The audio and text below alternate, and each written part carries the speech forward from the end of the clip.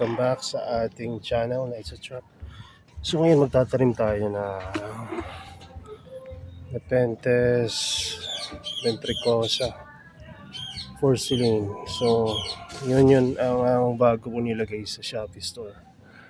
So tatanim natin para makita natin kung gaano katagal bago mag-germinate. So na-delay nga yun, dapat last week ko pa na-i-post yun. Na-delay, kamali ng address yung nagpadala. So, na-delay.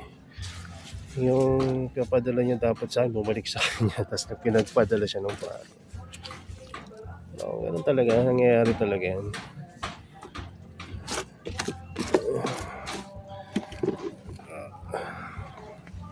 So, Sphagnum Semper Light Medium. Marami-raming perlite yung nilagay ko kasi trip ko yun. Kahit sabihin mong common lang yan, Nepenthes ventricosa porcelain. So, makakita na marami-raming ventricosa porcelain.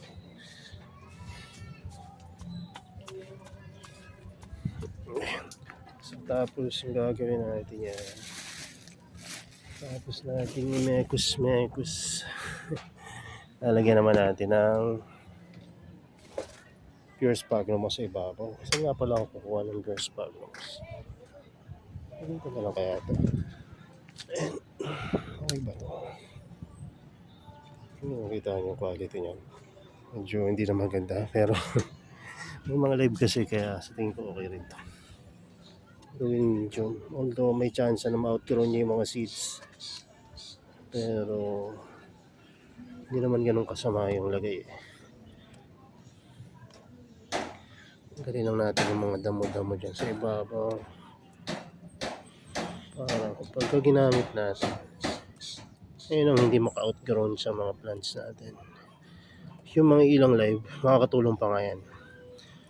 Bilang po, sobrang lalaki na ng live. Dahil tagal lang lumaki ang mga seeds. So, asahan mo, abuti ng ilang taon yan bago maripat. Gano'n nakalalaki yung mga sphagnums mo dyan. Diba? Kaya, kung magdalagay kayo ng live sphagnums, huwag yung sobrang kapal. Kung Nepenthes yung itatanim nyo. Kung mga sarracenia yan, okay lang. Kasi malalaki sarracenia. So, pero pag mga seedling, huwag masyadong malalaki. So, lipat na natin to. Tingnan ko. Tingnan na natin dyan.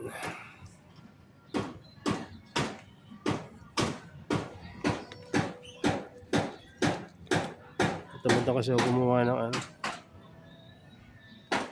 Tamad na ako gumawa ng sphagnums dito sa may sako. Kasi babasahin ko pa yun. Hintay pa ako ng ilang minuto. Pababa na ako. Naisip ko lang na ba't hindi ko pa pala tinatanim yung kararating lang na seeds.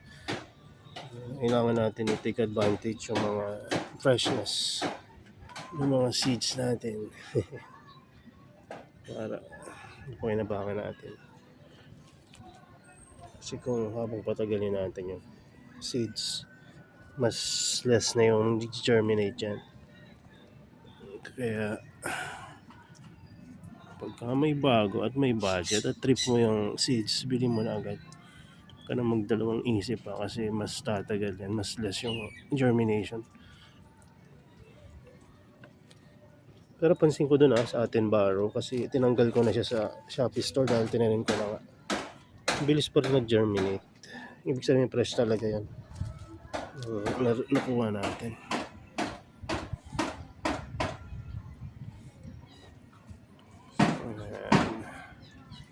Kalat-kalat lang natin. Okay lang kumalat yung mga live. Kasi mabilis naman yan nag-recover.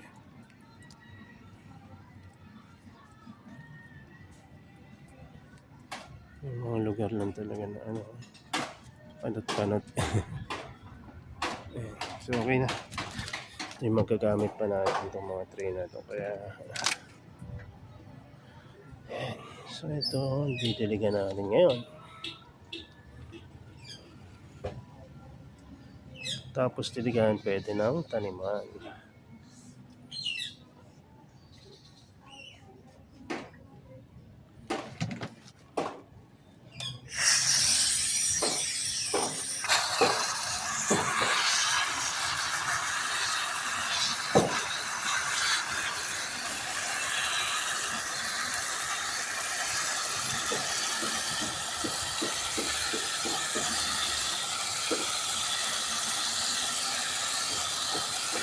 Marami lang akong rainwater ngayon kaya malakas loob kong mag-sayo ng tubig.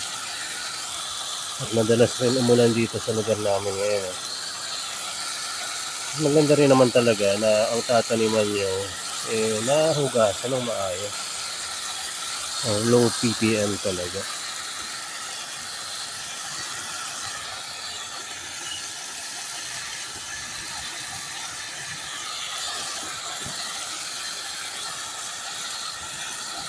Okay na yan. Ayan, tataniman na natin. Hanapin na natin yung seeds. Itaas ko kaya yung seeds. Ayan. Ito yung mga seeds eh. Pero yung ventricles, saan na siya?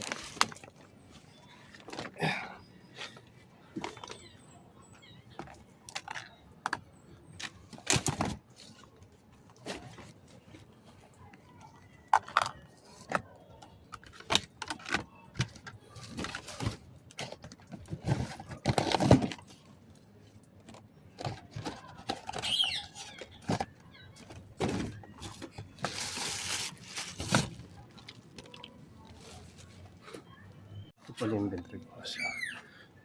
Nandito sa loob. Nilagay ko pala. Or nilagay na kasama ko.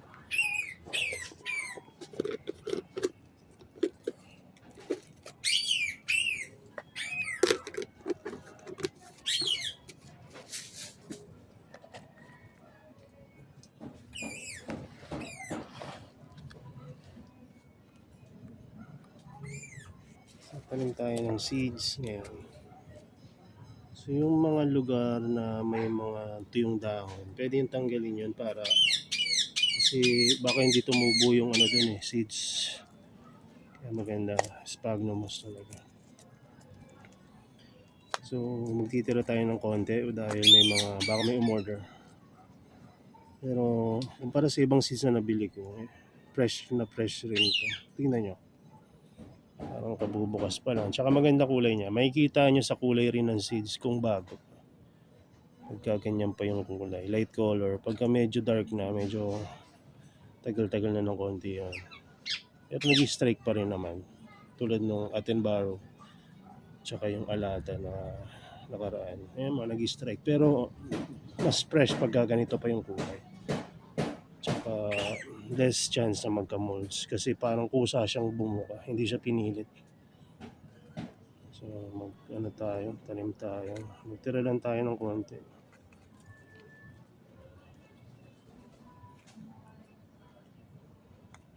Ano siguro to.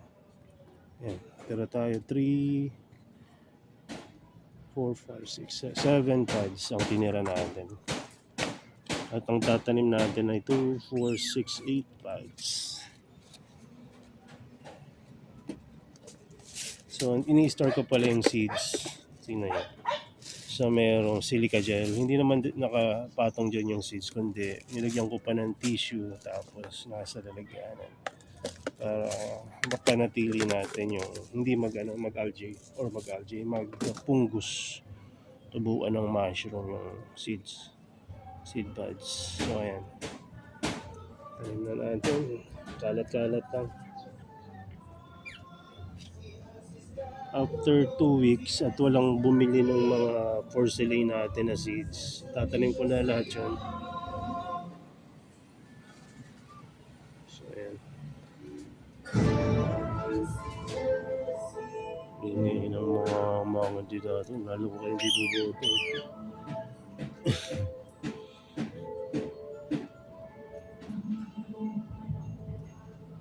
Kaya sila nagaganyan paano. Kilala naman sila sa barangay. Halos kapitbahay mo lang.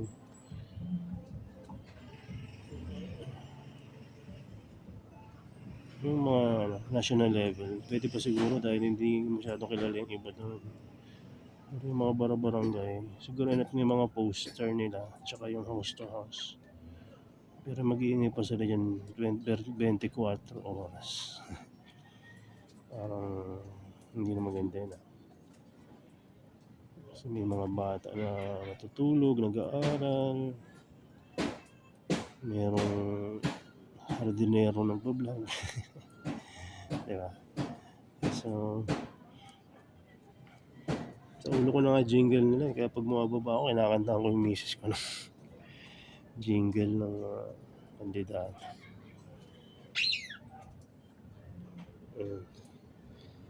So, kalat-kalat lang. Ganyan lang po pagtatanim. Masaya naman ako sa seeds na to kasi mukhang bago siya.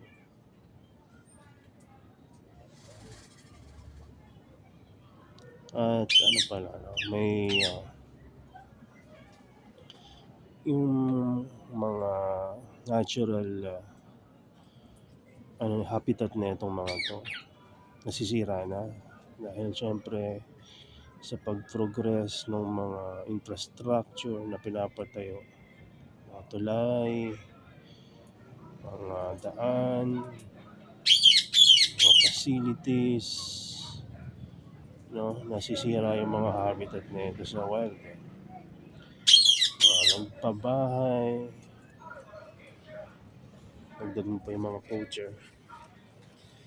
So, kaya maganda rin na magtanim tayo nito kasi walang araw tulad ng mga ibang species ng carnivorous plant. Wala na sa wild. Meron na lang sa mga laboratorio kaya tulad nito sa mga growing area natin. Alam niyo ba yung mga Venus flytrap ngayon? Halos paubos na sa wild. Mga cephalotus na yan. Paubos na. Kaya sa ayaw sa gustong ibang bansa na yun, protected area na rin yun sa kanila. Nauubos pa rin. Ultimo mga pitmos ina-harvest sa ibang bansa. Kasi binibenta. Kaya maganda rin talaga, alam mo yung ibang medium tapos nag-secure ka rin ng ibang mga propagation na ito. Para balang araw yung mga bata may makikita pa sila sa kahit nasa mga garden na lang sa mga park.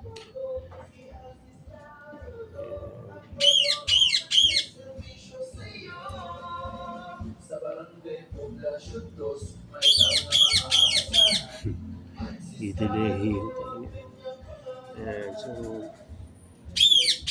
naboboard na kayo sa ginagawa ko, hindi ako naboboard nare-relax ako yung ginagawa. Kaya nasa inyo na lang yan kung manonood kayo na itong mga propagation ko. Pero ganito ako magtanim. Kung gusto nyo makita kung paano, ganyan lang kasimple. Pumunta lang kayo sa lugar na hindi nahanginan masyado. Para yung mga seeds hindi malili pa rin. Doon nyo itanim. Tapos budbud nyo lang para lang kayo nagbubudbud ng asin sa pagkain. Nagluluto. Peng peng peng peng. Or parang si Salt Bay. Tapos didiligan nyo pagkatapos para kumapit yung seeds sa medium. Pwede rin kung talagang sobrang dami ng seeds nyo, hawakan nyo yung seeds yung ilagay nyo na sa isang lalagyanan, tanggalin nyo na sa seed pods, tapos para nyo ipapahid na lang sa medium yun. Tulad ng ginawa ko dyan sa rope country natin. Pinahid ko na lang yun kasi medyo marami-rami yung natanggal sa seed pods nung sinip sa akin. So yung mga natanggal yung tinanim ko. Naghalo kasi yung red sa yung red truncata sa rope country natanggal sa So kailangan kong ako talaga magtanim kasi kung iba magtatanim, magtataka sila bakit may lumabas na red sa black na rope country So tinanim ko na lang para walang maging issue. Tapos lahat ng nasa seed pods, ayun na lang yung in-out ko. Kasi may label naman for seed pods. So, ayun. Meron pa palang 4 oh. Marami pa to. Marami pa akong itatanim na mga nepente seeds. Pero, ay wait lang. Natawag sa baba. Matawag na yung maliit. Yung anak ko. Play na daw kami together. Mahilig rin kasi sa sa gadget. Pero nililimit namin yung pag-gadget niya. Kasi may dugo rin na gamer yan, parang ako. Alam ko ba dati, nung college and high school pa lang ako, mahilig ako sa mga elementary pa nga sa mga computer games. Nung college ako, kahit na nagtatrabaho na ako, talagang may bago laging skin tsaka armor set yung aking character. Mantalang ako, di makabili ng bagong pantalon. Pero yung character ko online, laging kompleto ng set na bago. Eh, doon tayo masaya. Parang itong halangan, di ba? Wala akong maayos na short. Ang dami kong alaman. Mas komportable naman ako sa lumang mga damit.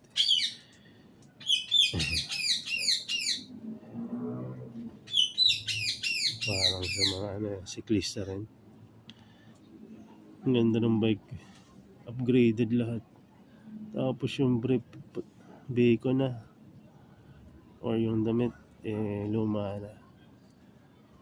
Diba? Doon tayo masaya.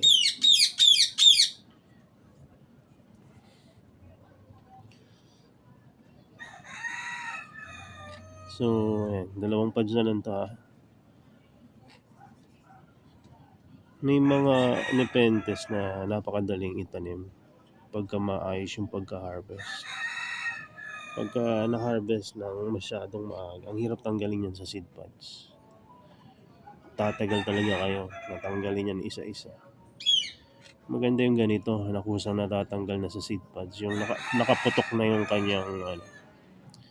kanyang seed pods, bumuka na mag-isa. Kesa yung ibubuka mo pa ng mano-mano, naku, ang hirap gawin nun. Nakadikit kasi yung mga seeds noon dun sa gilid ng seed pods, kaya kailangan mong manu-manuhin na isa-isa yun. Alam niyo ba kung gaano kalito ang mga seeds ng nepentes? Kaya dapat tama rin yung harvest nyo eh. Ay, ang ginagawa ko kung ako naman yung nag-produce ng seeds, every time na may ready na, ina-harvest ko na yan. Hindi ko na nahayaan sabay-sabay silang bumuka. Tapos tanim agad, hindi ko na lalagay sa kung saan yun. Tanim agad. Ang bilis at ang ganda ng result pagka fresh na fresh yung seeds na tinanim mo. Kaya pagka nakapag-pollinate kayo ng sarili nyo, produce kayo ng sarili nyong seeds, ganun ang gawin nyo. Ang unang mahihinog sa pagkakaalala ko yung sa ilalim. So, itanim nyo agad. So, pagka sunod ng mga araw, may 1 or 2 na naman yan na magiging ready. Yan, tanim nyo na naman. Mas matutuwa kayo sa magiging resulta pagka nag-germinate na yan. Halos lahat mag-germinate. No? Kaya napakaganda. Pero yun yung ngayon nangyari nung diba? Ayan, yung naripat natin na more than 500 na seedling. Galing lang yan sa isang maliit na flower stalk na na-delay pa yung kanyang female na partner ng flower niya. So, kala ko hindi yan magiging successful yung pag-germinate ng mga seeds na yun kasi late ko na siya na-pollinate. Kaya nag-decide ako na hindi na ibenta, itatanim ko na lang. Aba, doon pa maraming nag-germinate kasi tinanim ko agad pagka-harvest ko. Ngayon, meron akong 500 na seedling ng nepentes. After 2 years. Yung ibang mga, nagbenta ako ng mga naunang mga propagation ko. Pero hindi yan may mga speckled tong huli. Ang lalaki na nun sa kanila. Kasi konti lang syempre yung kanilang seeds. Na-separate agad nila sa mga na-separate agad nila sa bawat planter yung mga seedling na tumubo. Ang bilis lumaki. Samantalang yung akin, tagal. Kasi kakadikit, hindi na arawan. Didiligan na natin. Ayan.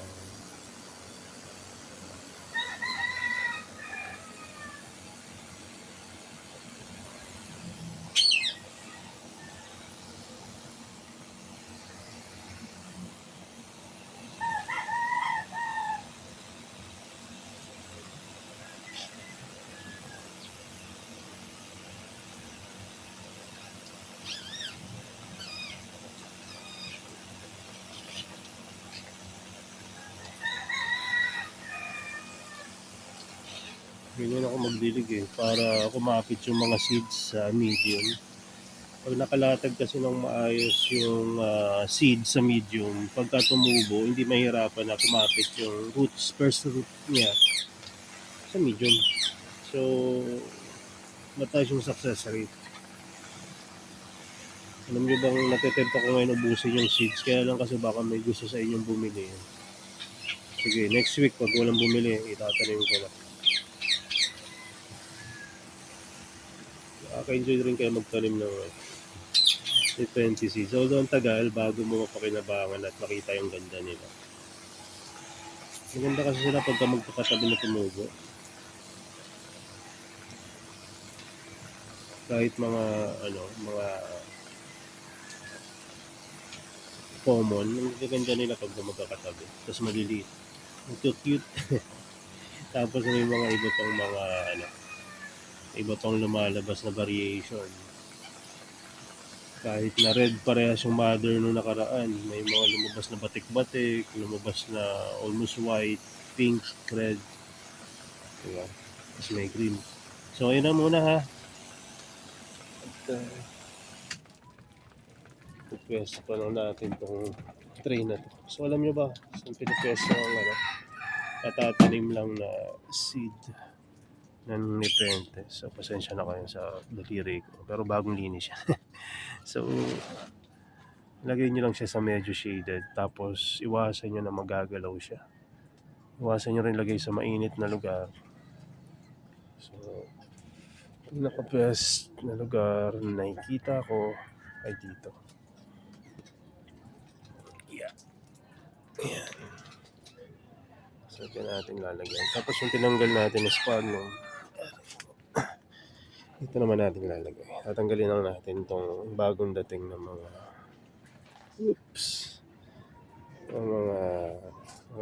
beans right. Ano ko kung na-picture ko yan sa unang video.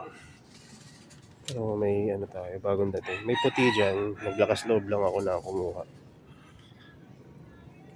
Lagyan lang natin muna siguro dito. Ayan. Mas safe sila dito.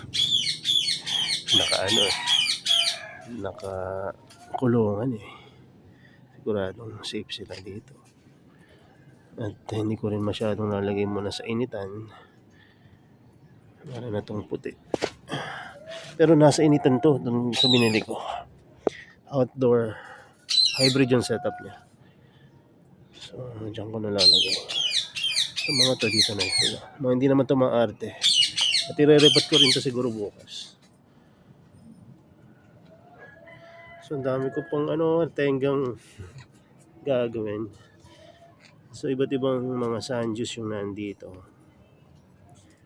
Kaya, kailangan nating ilipat siya. Yung puti, ililipat ko rin yan. Pero sa ngayon dyan muna kasi baka makain bigla ng daga yan Hindi umiyak ako. So anyway, manulobat na tong cellphone ko. Salamat sa inyong pagsama sa akin sa pagtatanim ng nepente seeds. At kung kayo nagtanim rin ng nepente seeds, share nyo naman yung inyong experience sa pagtatanim. At ganun din ba yung inyong nararamdaman. No, iniisip ko kasi baka maging dito boring no paghihintay. Pero hindi naman pagka marami-rami yung halaman mo. Hindi na nakaka-boring maghintay sa mga seedlings kasi mabilis na yung panahon eh. Mabilis na yung mga hindi mo na matututukan yung seeds lang. Marami kang ibang tinitingnan. So parang ang bilis lumaki. Yung isang taon, mabilis lang lumilipas. At nakikita mo malalaki na. So ayun, may mga sinama pala akong seed pods dito. No, kaya maganda pag magtatanim kayo, huwag niyo sama seed pods. Kasi isa yan sa mga kumbaga pag tinanggal nyo, sama siyempre yung mga seedlings nyo. Hindi tulad ng walang seed pods tulad nito. Walang kumbaga walang harang o Yun wala. Pagka dito meron. Pero sa dami naman na nag-germinate dito, ayos lang. Alat. Itong tinanim natin ito. Mix na yan. Hindi ko na, kasi nakakuha ko ng alata seeds. Tapos nakakuha ko ng iba't ibang klase ng alata seeds. Kaya ito na yung alata lang na. Hindi ko alam kung red rin pala yan, red. Ito yung unang tinanim natin. Anyway, salamat sa inyong pagsama sa akin sa pagtatanim. Pasensya na din sa tagal ng video at sa mga jingle ng mga politiko. At nangyari dito. Siya, humiga siya. So kailangan ko itali ito. Itong Black Miracle na hybrid. And humiga siya. So kailangan ko itali ito muna. Salamat sa pagsama sa akin sa video na to. Oops, ito rin yun. Tali niyo mga nipet. So God bless sa inyo. Salamat sa pagsama sa akin. God bless.